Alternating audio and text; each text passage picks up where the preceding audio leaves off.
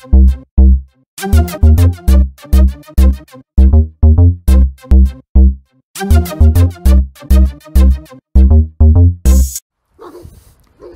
deux chiens, à la façon qu'ils remuent la queue, un chien qui remue la queue comme ça, c'est ni un signe de soumission par rapport à vous, ni un signe de grande agressivité. Un port de queue au-dessus du dos, par contre, ça c'est un signe d'agressivité.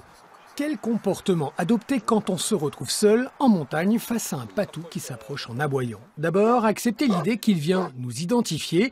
Il détermine si l'on représente une menace pour le troupeau dont il a la charge. Alors surtout, ne pas fuir, même si l'on est à VTT.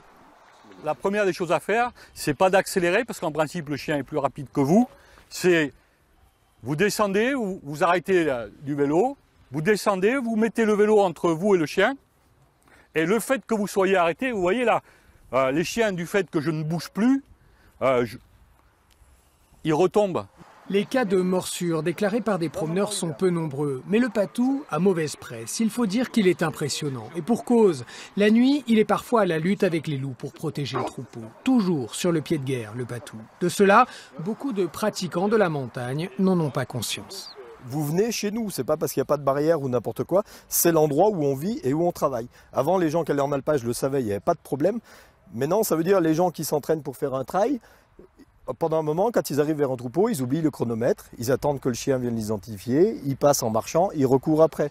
Un bâton brandi ou une pierre à la main, le chien l'interprétera comme un geste agressif. Alors que dire aux touristes qui arpentent la montagne? À la veille de la saison estivale, éleveurs et responsables touristiques se consultaient aujourd'hui sur la question. On a l'image encore de Belle et Sébastien, le beau chien blanc. Mais voilà, ça reste un chien de troupeau, ça reste un chien qui est là pour faire son travail. Et c'est vrai que la sensibilisation est compliquée.